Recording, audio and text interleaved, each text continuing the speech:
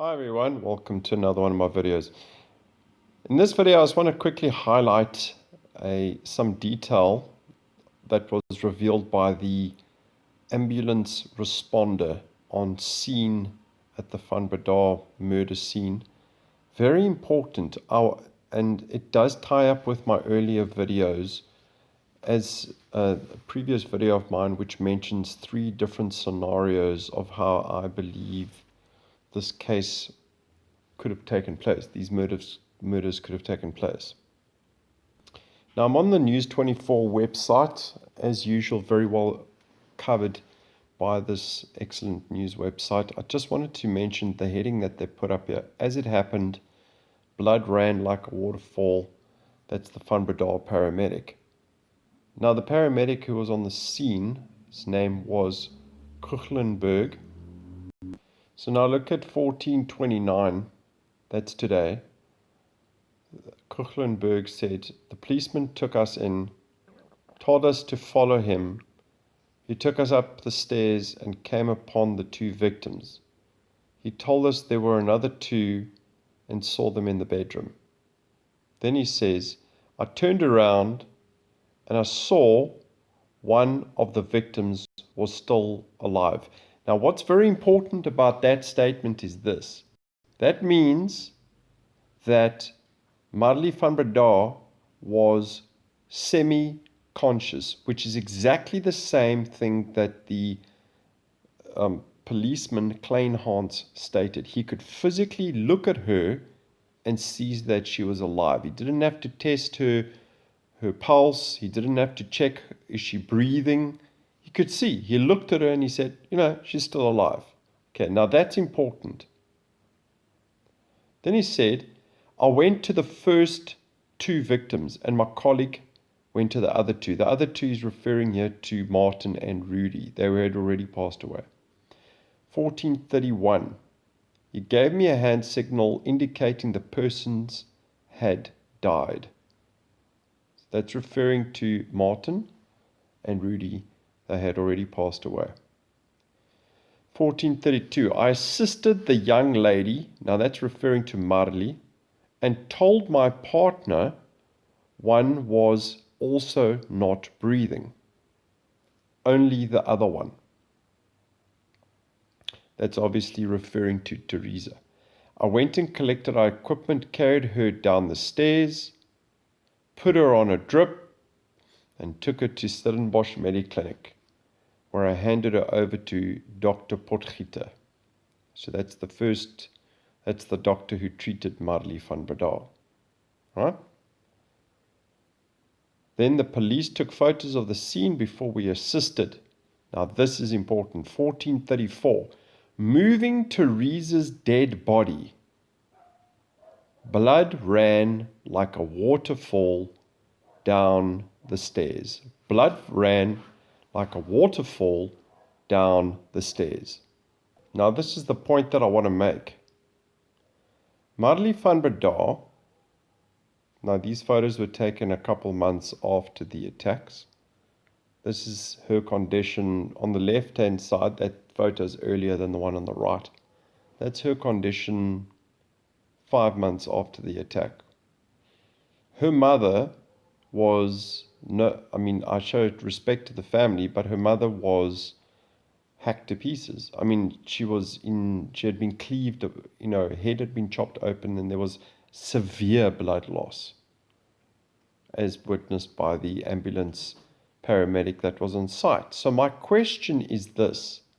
Let's assume Henry is guilty, which I'm not necessarily going to agree with, but let's assume that he's guilty.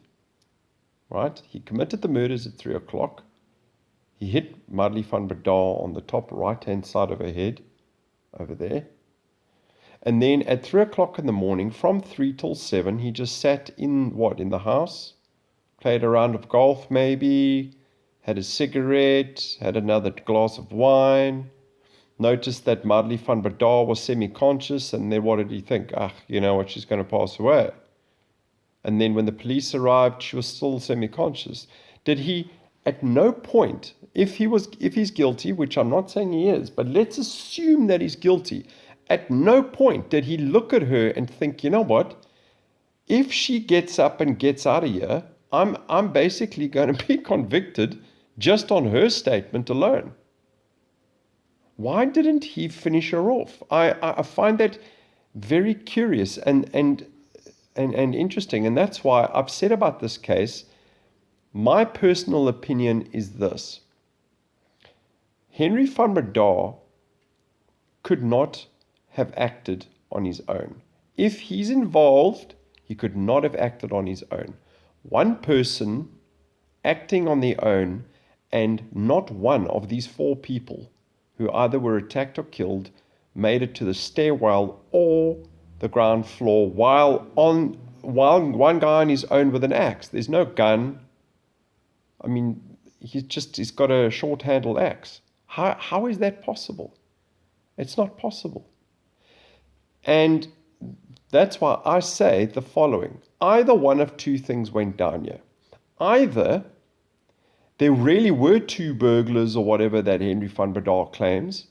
Unfortunately for him, there's no evidence of a break-in of the house, and nothing was stolen, which is extremely unusual. Or, and I say this as a scenario, I'm not saying these people are necessarily guilty, or his sister and himself acted together. But even that circumstance is extremely complicated because there's a lot of variables involved here. And it would have to end up with Henry accidentally striking Marli on the head. But that also raises another thing, which is if Marli van Breda knew that there had been no break-in and no breach in security by June 2015, why is it that, like I say, in June 2015, the beginning of June 2015, she reunited, a few months after these attacks, she reunited with Henry. And at no point did she think to herself, you know what? Maybe my brother is actually guilty here because I can't remember what happened, right? I can't remember what happened. But I know that my mom, my dad, my brother are dead. I know that I was hit on the head with an axe. I can't remember. The news says there was no break-in, there was no breach in security. And my brother, who survived, had very light injuries. So maybe, just maybe, my brother is involved here. And, I'm assuming, she did love her mom and her dad and so forth, and her brother that passed away. Did she not think to herself, you know what? This guy could have killed my family. I know he's my brother. And what if, he's dangerous? My life could be in jeopardy. And is it reasonable that a girl, I understand that, she could have a certain degree of naivety because she was only 16 years old, soon to be 17. But did she not think to herself at any point, you know what? Maybe, just maybe, my brother's involved here, and I should have some kind of reservations about meeting up with him again. Another thing that I'm very interested in, which hasn't been discussed or revealed by the police thus far, is that on the 23rd of May, 2015, there was a break-in at the Stellenbosch police station and computers or computer equipment was stolen. Now, my question is this. The computer equipment that was stolen, and wait for this, 4 days later retrieved. Computer equipment was stolen and later retrieved. Does that make any sense? It's people who have had their cell phones stolen from them, from their house, for example. Are these cell phones retrieved 4 days later? That makes absolutely no sense. Have you ever heard of a police station being broken into? I know South Africa does have a crime problem, but a police station being broken into where they specifically steal computer equipment. Now, my question about this whole thing is this. We know that from this crime scene in 27 Jan 2015, as part of the forensic evidence, computer equipment was seized at the crime scene. That includes, by the way, Martin van Breda's computer. Now my question is this: the stuff that was stolen, was Martin van Breda's laptop and other computer equipment amongst the stuff that was taken? And was this amongst the stuff that was then returned 4 days later? And had anything changed materially on that computer? I would love to hear what the police have to say. I'm almost 100% sure that that won't be mentioned in this case because it might be seen as being completely irrelevant. But if that computer was removed and later, in inverted commas, recovered, that is extremely suspicious. And it raises questions.